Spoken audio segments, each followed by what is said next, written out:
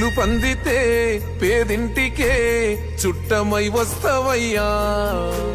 పేద పెండ్లి పెద్దను అయి చెయ్యగడిగి పోతావయ్యా. కులము లేదు మతము లేదు మనసున్న మారాజువే. నీ నీడనమో బతుకు తెరువు పచ్చని వరి పైరులే. ఓ నేత నువ్వుండగా మారాతకేమైతదే, మా ఎదురు నువ్వుండగా అన్న ఏ కష్టం ఎదురైతదే. ఆ భగవంతుడే మా బాధ దిచ్చా నిన్ను పంపిండేమోనే. నిలుపంగా నూతన పేరు నిలిసినావే మా గుండెల్లో తన్నీరు.